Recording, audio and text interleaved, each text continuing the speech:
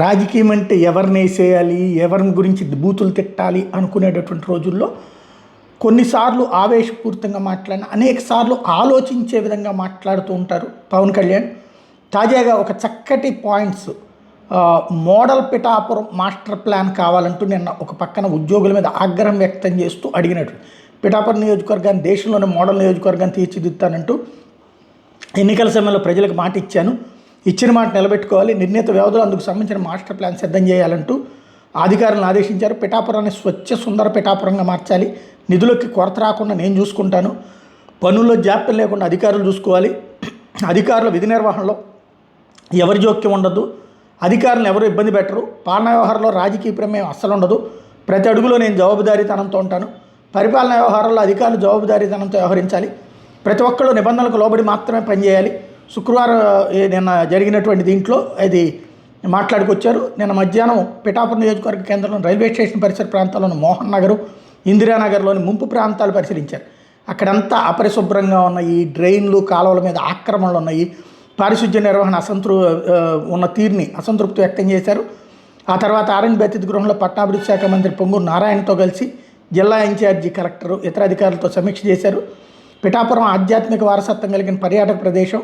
మహారాష్ట్ర లాంటి రాష్ట్రాల నుంచి ఇక్కడికి శ్రీపాద శ్రీవల్లభ స్వామి దర్శనానికి భక్తులు వస్తారు. అష్టాదశ శక్తిపీఠాలు ఒక్కటైన పురుహూతిక అమ్మవారి దర్శనానికి నిత్యం భక్తులు వస్తూనే ఉంటారు. నియోజకవర్గంలో అడుగుపెట్టిన వాళ్ళకి పచ్చని చెట్లతో కూడిన ఆహ్లాదకరమైన వాతావరణం స్వాగతం పలకాలి. పిఠాపురం వచ్చిన వాళ్ళకి ప్రత్యేకమైన అనుభూతి కలగాలి. ముందుగా ప్రధాన రహదారిని అందంగా ముస్తాబు చేయాలి. అందుకు అవసరమైన ప్రణాళికలు యుద్ధ ప్రాతిపదికన సిద్ధం చేయాలి. ఇక్కడ జరిగే అభివృద్ధి అన్ని నియోజకవర్గాలకు దిక్సూచి కావాలి. పిఠాపురంలో డ్రైన్లు తెరిచి ఉన్నాయి, పరిసరాలు పరిశుభ్రంగా లేవని యానాదుల కాలనీ వాసుల నుంచి ఫిర్యాదు వచ్చింది. డ్రైనేజీ వ్యవస్థ ఇబ్బందిగా ఉందని ప్రజలు చెప్తున్నారు. డ్రైన్లు పంట కాలువల్లో తక్షణం పూడికితీత పనులు చేపట్టండి. నియోజకవర్గ పరిధిలో ఎక్కడ చెత్త కనబడకూడదు, అందుకోసం తక్షణ ప్రణాళికలు అమలు చేయాలి. నియోజకవర్గం మొత్తం అండర్ గ్రౌండ్ డ్రైనేజీలు అవసరం ఉంది. సివేజ్ ప్లాంట్లు ఏర్పాటు చేయడానికి అనువైన ప్రదేశాలు గుర్తించండి. పట్టణంలో ప్రధాన రహదారికి డివైడింగ్ లైన్లు వేయండి. అవసరమైతే మాస్టర్ ప్లాన్ రూపొందించి ప్రైవేట్ కన్సల్టెన్సీ సాయం తీసుకోండి. జనాభా ప్రాతిపదిక నియోజకవర్గానికి ఎన్ని పార్కులు అవసరం, వాటిని ఏర్పాటు చేయడానికి అనువైన ప్రదేశాలు గుర్తించో నివేదిక రూపొందించండి. నియోజకవర్గ అభివృద్ధిలో నెలవారీ ప్రగతి స్పష్టంగా కనబడాలి. కోనోకార్పస్ చెట్ల స్థానం స్వదేశీ జాతి చెట్ల పెంపకానికి ప్రాధాన్యత ఇవ్వాలి. ఖాళీ ప్రదేశాల్లో సామాజిక వనాలను అభివృద్ధి చేయండి. మియావాకీ ప్లాంటేషన్ మీద ప్రజల్లో అవగాహన కల్పించండి. మోహన్ నగర్ రైల్వే ట్రాక్ ప్రాంతాలు బహిరంగ మల విసర్జన ఉంది, దీని మూలంగా అనారోగ్య సమస్యలు వస్తాయి. అవసరమైతే సామూహిక మరుగుదొడ్లు కట్టండి, ప్రజలకు అవగాహన కల్పించండి అని సూచించారు. అలాగే బహిరంగ ప్రదేశాల విగ్రహాల ఏర్పాటు వ్యవహారంలో సుప్రీంకోర్టు ఆదేశాలు అమలు చేయండి. ధ్వని కాలుష్యం మీద దృష్టి సారించండి. మతపరమైన వేడుకలు నిర్వహించుకునే సమయంలో కూడా నిబంధనల మేరకు సౌండ్ పెట్టేలా చూడండి.